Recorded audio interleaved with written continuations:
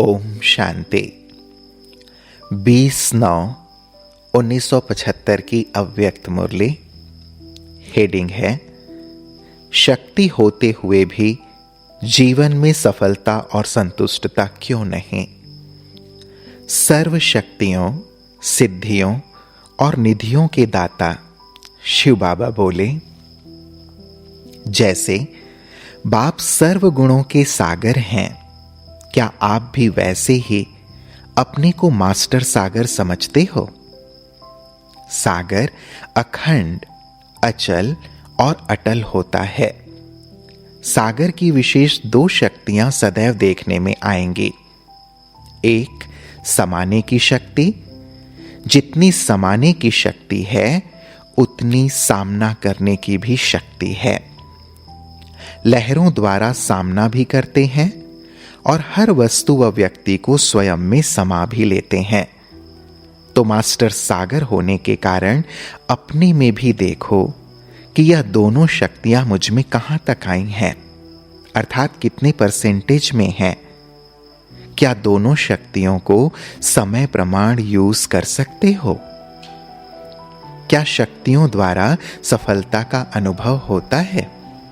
कई बच्चे सर्व शक्तियों का स्वयं में अनुभव भी करते हैं और समझते हैं कि मुझ में यह शक्तियां हैं, लेकिन शक्तियां होते हुए भी कहीं कहीं वे सफलता का अनुभव नहीं करते।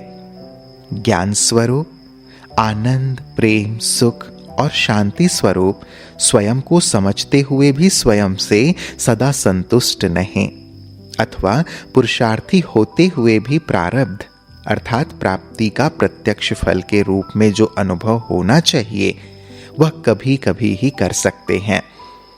सर्व नियमों का पालन भी करते हैं, फिर भी स्वयं को सदा हर्षित अनुभव नहीं करते। मेहनत बहुत करते हैं, लेकिन फल का अनुभव कम करते हैं। माया को दासी भी बनाते हैं, लेकिन फिर भी कभी कभी उदासी महसूस करते हैं। इसका कारण क्या है। शक्तियां भी है, साथ साथ ज्ञान भी है, नियमों का पालन भी करते हैं, तब कमी किस बात में है कि स्वयं से ही कंफ्यूज रहते हैं। इसमें कमी यह है कि प्राप्त की हुई शक्तियों को व ज्ञान की पॉइंट्स को जिस समय जिस रीति से कार्य में लगाना चाहिए उस समय उस रीति से यूज करना नहीं आता है। बाप से प्रीति है, ज्ञान से भी प्रीति है, दिव्य गुण संपन्न जीवन से भी प्रीति है, लेकिन प्रीति के साथ साथ रीत नहीं आती है, वह रीति के साथ प्रीति नहीं आती है। इसलिए अमूल्य वस्तु भी साधारण प्राप्ति का आधार बन जाती है। जैसे स्थूल में भी कितना भी बड़ा यंत्र वह मूल्यवान वस्तु पास होते हुए भी यूज करने की रीति नहीं आती है, तो उस द्वारा जो प्राप्ति होनी चाहिए वह नहीं कर पाते हैं। ऐसे ही ज्ञानवान बच्चे भी ज्ञान और शक्तियों द्वारा जो प्राप्ति होनी चाहिए नहीं कर पाते हैं।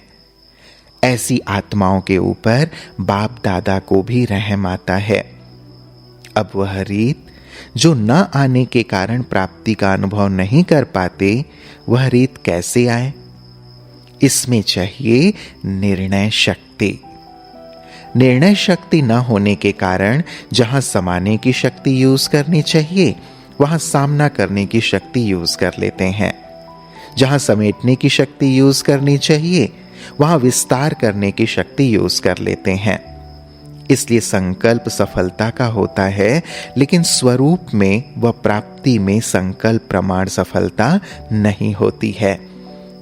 विशेष शक्ति की प्राप्ति का मुख्य आधार क्या है।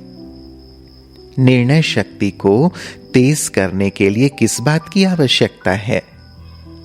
कोई भी यंत्र स्पष्ट निर्णय नहीं कर पाता तो उसका कारण क्या होता है। निर्णय शक्ति को बढ़ाने के लिए अपनी श्रेष्ठ स्थिति निराकारी, निरहंकारी, निर्विकारी और निर्विकल्पता की चाहिए। अगर इन चारों में से किसी भी बात की कमी रह जाती है तो यह श्रेष्ठ धारणा न होने के कारण स्पष्टता नहीं होती है। श्रेष्ठ ही स्पष्ट होते हैं। यही उलझन बुद्धि को स्वच्छ नहीं बनने देती। स्वच्छता ही श्रेष्ठता है। इसलिए अपनी निर्णय शक्ति को बढ़ाओ, तभी बाप के समान सर्व गुणों में मास्टर सागर अनुभव कर सकेंगे। जैसे सागर अनेक वस्तुओं से संपन्न होता है, वैसे स्वयं को भी सर्व शक्तियों से संपन्न स्वरूप का अनुभव करो, क्योंकि संपन्नता का वरदान संगम युग पर ही मिलता है। संपन्न स्वरूप का अनुभव सिवाय संगम युग के और कहीं भी नहीं कर सकेंगे। आपके ही दैवी जीवन के सर्वगुण संपन्न होने का गायन है, 16 कलाओं का भी गायन है। लेकिन संपन्न का स्वरूप क्या होता है? गुण और कला की नॉलेज इस ईश्वरीय जीवन में ही है। इसलिए संपन्न बनने का आनंद इस ईश्वरीय जीवन में ही प्राप्त कर सकते हो। रीत सीखने के लिए बाप द्वारा जो भी प्राप्त होता जा रहा है, चाहे ज्ञान चाहे शक्तियां, इन्हों को समय प्रमाण कार्य में लगाते जाओ।